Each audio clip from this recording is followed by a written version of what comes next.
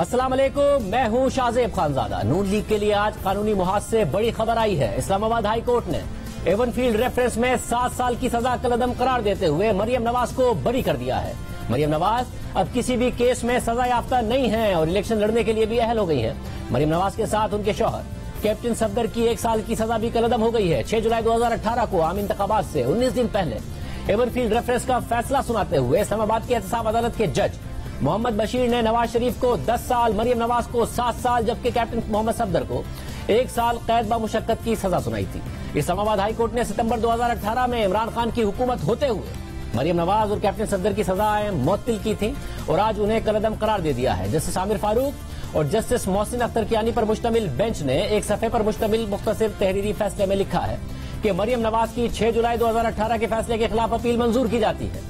बरियत की वजूहात का तफसीली फैसला बाद में जारी होगा। आज समाअत के दौरान मरियम नवाज भी अदालत में मौजूद थी और गुज़िश्ता समाअत में अदालत ने मरियम नवाज पर इल्जाम साबित करने के लिए 4 सवाल नैब से पूछे थे और नैब के वकील आज भी जवाब देकर अदालत को मुतमईन नहीं कर सके।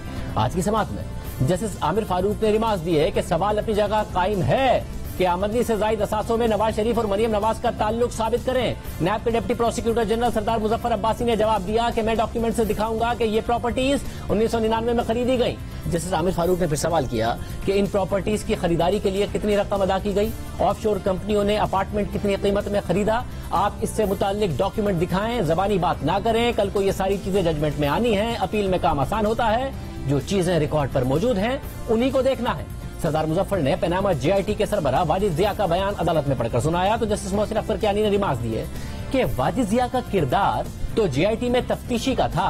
वाजिद जिया ने तो बयान में सारी अपनी राय दे दी है। मैंने कभी किसी तफ्तीशी का ऐसा बयान नहीं देखा। इस पर सरदार मुजफ्फर अब्बासी ने अदालत को बताया कि वाजिद जिया अदालत में बतौर तफ्तीशी नहीं, बतौर नैब गवाह आए थे। जस्टिस आमिर फारूक ने रिमार्क दिए कि नैब प्रोसिक्यूटर ने कहा था कि मरियम नवाज का किरदार 2006 से शुरू होता है। आप पहले अपना मौक़िफ़ वाज़े करें कि आपका केस क्या है।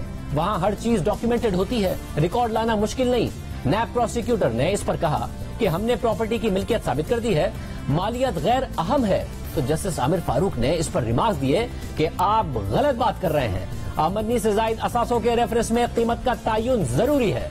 सरदार मुजफ्फर ने दलाइल देते हुए कहा कि हमारा मौक़िफ़ है कि नवाज शरीफ ने ये जायदादें मरियम के जरिए छुपाई। जस्टिस आमिर फारूक ने रिमार्क दिए कि आप जो बात कह रहे हैं इसको शवाहिद से साबित करें, अब इधर उधर ना जाएं, जो खुद कहा है उसको साबित करें। जैसे मोहसिन अख्तर कियानी ने सवाल उठाया कि इस डॉक्यूमेंट पर तो दावा डिग्री नहीं हो सकता, तो क्रिमिनल केस में सजा कैसे हो सकती है। जस्टिस आमिर फारूक ने रिमार्क दिए कि अब आप कह रहे हैं कि मरियम नवाज सारी जायदाद की बेनिफिशियल मालिक है, तो क्या अब ये समझें कि नवाज शरीफ का इस केस से ताल्लुक ही नहीं था। नवाज शरीफ का तो नाम कहीं भी नहीं आ रहा, समझ नहीं आती। नवाज शरीफ को आप लिंक कैसे कर रहे हैं। आप शवाहिद की रोशनी में इसको लिंक करके दिखाएं। आपकी दस्तावेजात अब कहती हैं कि मालिक मरियम नवाज थी। मरियम नवाज तो पब्लिक ऑफिस होल्डर नहीं थी, उन पर असासों का केस नहीं बनता। ये कोई अलग टैक्स का केस तो हो सकता था, आमदनी से जायद असासों का नहीं। आपका केस शायद ठीक हो, मगर आप इसको साबित करने में नाकाम रहे हैं। हम सिर्फ पब्लिक नॉलेज या किसी की सुनी सुनाई बात पर फैसला नहीं सुना सकते। जैसे मोहसिन अख्तर कियानी ने रिमार्क दिए कि इस सारे केस में इन तमाम मुल्जिमान को तो कुछ कहना ही नहीं चाहिए था, ये केस तो आपने साबित करना था। इसके बाद अदालत ने फैसला महफूज कर लिया, जो कुछ देर बाद सुनाते हुए अपीलें मंजूर कर ली और मरियम नवाज और कैप्टन सफदर को बरी कर दिया। इससे पहले 10 फरवरी की समाअत में अदालत कह चुकी है कि अगर मरियम नवाज और हुसैन नवाज के दस्तखत ट्रस्ट डीड पर मौजूद हैं और वो इसे तस्लीम करते हैं तो वो दस्तावेजात जाली नहीं है। जबकि 15 सितंबर की समाअत में मरियम नवाज के वकील अमजद परवेज ने दलाइल दिए थे कि JIT ने रॉबर्ट रेडले की रिपोर्ट पर ट्रस्ट डीड को जाली करार दिया था। नैब के शवाहिद में मरियम नवाज की हद तक वाहिद चीज रॉबर्ट रेडले की रिपोर्ट थी। ये इल्जाम गलत है कि ट्रस्ट डीड तैयारी के वक्त कैलिबरी फॉन्ट दस्तियाब नहीं था। रेडले ने जिरा में खुद तस्लीम किया कि वो कंप्यूटर एक्सपर्ट ही नहीं है और अप्रैल 2005 में कैलिबरी फॉन्ट खुद इस्तेमाल भी कर चुका है। इस पर जस्टिस आमिर फारूक ने रिमार्क दिए थे कि फिर तो ये केस खत्म ही हो गया।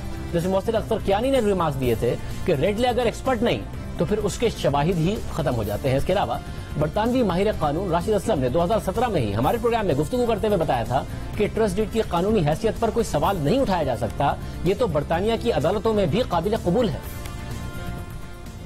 अब ये ट्रस्ट डीड भी उसी फर्म ने, जेमी फ्रीमैन ने वेरीफाई करके दी है। क्या अगर ये मामला बर्तानिया की अदालत में हो, क्योंकि ये बर्तानिया की फर्म है, और वहां पर ट्रस्ट डीड पेश की जाए तो अदालत इनके बात को फाइनल मानेगी या सवालात उठेंगे? अगर कोई लॉ फर्म ये कह रही हो कि हम ट्रस्ट डीड को वेरीफाई करते हैं। नहीं जी, ये फर्म का फाइनल वर्ड होगा, इसको अदालत को मानना पड़ेगा, क्योंकि ये प्रॉपरली साइंड डॉक्यूमेंट है और इसकी, जैसे मैंने बताया, लॉफुल जो सिचुएशन है वो इसकी बहुत स्ट्रांग है। तो इस पे कोई सवाल उठ नहीं सकता किसी कोर्ट ऑफ लॉ में या किसी भी इदारे में। यूके के हवाले से ये एक बहुत स्ट्रांग डॉक्यूमेंट है। पाकिस्तान के हवाले से अगर कोई ऐसा सवाल उठता है, मैं नहीं समझता कि ऐसी कोई बात होनी चाहिए कि फर्म इसको ऑन करती है और इसको कहती है कि जी हमने ये टेस्ट किया है, तो ये यूके की किसी भी अदालत में इसको चैलेंज नहीं किया जा सकता। आज फैसला सुनने के बाद अदालत के बाहर मीडिया से बात करते हुए मरियम नवाज ने कहा कि बहुत जल्द अब नवाज शरीफ भी वापस आएंगे और नवाज शरीफ, शहबाज शरीफ और मेरी पार्टी फैसला करेगी कि मुझे कौन सा इलेक्शन लड़ना है और कब लड़ना है। आप जरूर मुझे असेंबली में देखेंगे। इस केस के मुतालिक जो इसके हकायक है, मेरी जबान पे ताला लगा रहा। अब क्योंकि अल्लाह ताला ने सुर्खरू किया, अब मैं इसके ऊपर डिटेल्ड एक प्रेस कॉन्फ्रेंस जो है करूंगी 1-2 दिनों में। अल्लाह ताला वो दिन भी लाएगा, आप डार साहब को देख लें। इसी तरह इंशाल्लाह बहुत जल्द अब नवाज शरीफ साहब भी वापस आएंगे। साल इलेक्शन है तो हम आपको देखेंगे किसी असेंबली में, पंजाब असेंबली में या कौमी असेंबली में? इंशाल्लाह जरूर देखेंगे। ये नवाज शरीफ साहब, शहबाज शरीफ साहब और मेरी पार्टी फैसला करेगी कि मुझे कौन सा इलेक्शन लड़ना है, कब लड़ना है। तो अल्लाह ताला के बाद ये जमात मेरी फैसला करेगी। आज मरीम नवाज के खिलाफ नैब का एवनफील्ड रेफरेंस कलम तो करार दे दिया गया है, मगर इस केस को पाकिस्तान की सियासी तारीख के सबसे अहम केसेस में से एक तस्वुर किया जाएगा, क्योंकि जिन हालात में इन केसेस का आगाज हुआ उसके असरात आज भी पाकिस्तान की सियासी सूरत हाल पर है। ये मामला शुरू तो नवाज शरीफ के खिलाफ हुआ था, मगर देखते देखते पूरी नून लीग इसकी लपेट में आ गई और ये पूरा मामला शुरू हुआ पनामा केस से। 2016 में ICIJ की तरफ से पनामा पेपर्स की सूरत में लाखों दस्तावेजात लीक की गई और इन दस्तावेजात में नवाज शरीफ के बच्चों समेत 400 से ज्यादा पाकिस्तानियों का नाम था, जिन पर इल्जाम था कि उनकी पनामा में ऑफशोर कंपनियां हैं। जिसके बाद उस वक्त की हुकूमत के खिलाफ एक मुहाज खड़ा कर दिया गया। तहरीक इंसाफ समेत दीगर अपोजिशन जमातें नून लीग के खिलाफ दबाव बढ़ाने लगी और 24 अगस्त 2016 को जमात इस्लामी के अमीर सिराजुल हक ने पनामा पेपर से मुतालिक सुप्रीम कोर्ट में दरख्वास्त दायर की, मगर इस दरख्वास्त में नवाज शरीफ का बराह रास्त नाम नहीं लिया गया था और 4 दिन बाद ही अदालत ने जमात इस्लामी की दरख्वास्त को फजूल करार देकर वापस कर दिया। फिर 29 अगस्त 2016 को इमरान खान ने नवाज शरीफ, मरियम नवाज और हसन और हुसैन नवाज से मुतालिक सुप्रीम कोर्ट में दरख्वास्त दायर की और नवाज शरीफ की नाअहली का मुतालबा किया। इसी दौरान तहरीक इंसाफ सड़कों पर भी नून लीग की हुकूमत पर दबाव बढ़ाती रही और फिर 20 अक्टूबर 2016 को सुप्रीम कोर्ट ने नवाज शरीफ की नाअहली के खिलाफ दरख्वास्तें मंजूर करते हुए कार्रवाई का आगाज कर दिया और कार्रवाई का आगाज करने के लिए बाकायदा 28 अक्टूबर 2016 को सुप्रीम कोर्ट ने 5 रुकनी लार्जर बेंच बनाया। इमरान खान ने इस हवाले से बात भी। कई महीनों तक कार्रवाई के बाद 20 अप्रैल 2017 को सुप्रीम कोर्ट के 5 रुकनी बेंच ने 3-2 की अक्सरियत से फैसला सुनाया, मगर यह फैसला ना ही शरीफ खानदान के लिए क्लीन चिट साबित हुआ और ना ही इसे सजा के तौर पर लिया गया। इस समाअत के दौरान ऐसे रिमार्क्स दिए गए जिसमें गॉडफादर भी कहा गया, जो कि इमरान खान के सियासी बयानिए का हिस्सा बने। जब फैसला आया तो दोनों तरफ से फैसले पर खुशियां मनाई गई।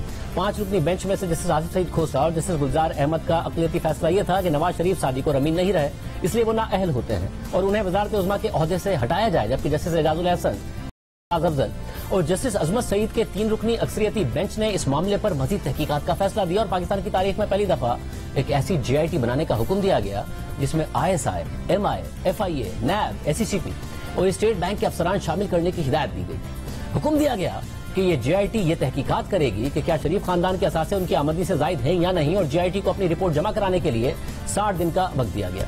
इस तरह 20 अप्रैल के फैसले से नवाज शरीफ वजीर आजम तो बरकरार रहे, मगर उनके खानदान को मजीद तहकीकात का सामना करना पड़ा। दिलचस्प बात यह है कि JIT बनने से पहले ही एक तनाज़ा उठ खड़ा हुआ। 20 अप्रैल 2017 के अदालती हुक्म के बाद 6 इदारों ने 27 अप्रैल से पहले सुप्रीम कोर्ट के हुक्म के मुताबिक JIT के लिए मुख्तलिफ नाम अदालत को भेजे। 27 अप्रैल ही को स्टेट बैंक और SCCP को सुप्रीम कोर्ट की तरफ से मजीद नाम भेजने का हुक्म मिला और इसी दौरान इन इदारों को एक व्हाट्सएप कॉल मौसूल हुई और उनसे मखसूस नाम शामिल करने का कहा गया। SCCP से बिलाल रसूल और स्टेट बैंक से आमिर अजीज का नाम शामिल करने का कहा गया। 28 अप्रैल को चेयरमैन SCCP ने खत लिखकर सुप्रीम कोर्ट को इस पुरअसरार कॉल के बारे में आगाह भी कर दिया। फिर इसके बाद सुप्रीम कोर्ट के खुसूसी बेंच ने JIT तश्कील के लिए पहली समाअत 3 मई को की, जिसमें अदालत ने SCCP और स्टेट बैंक के पेश किए गए नामों को मंजूर नहीं किया और जस्टिस एजाज अफजल ने रिमार्क्स दिए कि governor state bank, chairman SCCP ने जो नाम भिजवाए हैं वो शक व शुबे से बाला नहीं है।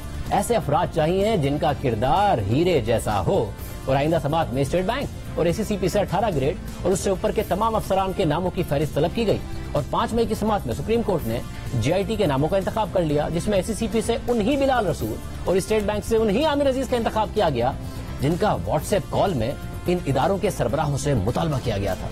मगर इस मामले पर भी तनाज़ा उठ खड़ा हुआ कि सुप्रीम कोर्ट JIT में मखसूस अराकीन को डालने के लिए असरअंदाज हो रही है। मगर बाद में जून 2017 में होने वाली समाअत के दौरान जस्टिस एजाज अफजल ने निमाज दिए कि हमने रजिस्ट्रार को लोगों को मुंतखब करने के लिए कहा। हम सब चीजों पर नजर रखे हुए हैं कि क्या हो रहा है।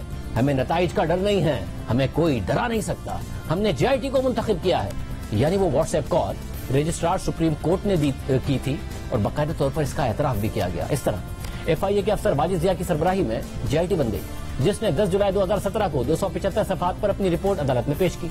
21 जुलाई को सुप्रीम कोर्ट ने अपना फैसला महफूज किया और फिर 28 जुलाई को सुप्रीम कोर्ट के 5 रुकनी बेंच ने ब्लैक लॉ डिक्शनरी से एक तशरीह निकालकर उस वक्त के मुंतखब वजीर आजम को नवाज शरीफ को काबिल वसूल तनख्वाह की बुनियाद पर नाअहल करार दे दिया। साथ ही शरीफ खानदान और इसहाक डार के खिलाफ NAB को 6 हफ्तों में 3 रेफरेंसेस दायर करने का भी हुक्म दे दिया और इंसाफ अदालत को कहा कि वो रेफरेंस दायर होने के 6 माह में फैसला करें। और इस पूरे अमल की निगरानी के लिए सुप्रीम कोर्ट के एक मॉनिटरिंग जज की तकरीरी का भी ऐलान कर दिया गया और नवाज शरीफ को नाअहल करार देने वाले जस्टिस एजाजुल एहसन को ही मॉनिटरिंग जज भी बना दिया गया। इस तरह से नवाज शरीफ आम इंतखाबात से सिर्फ 1 साल पहले ही नाअहल हो गए। मगर किस्सा यहाँ खत्म नहीं हुआ।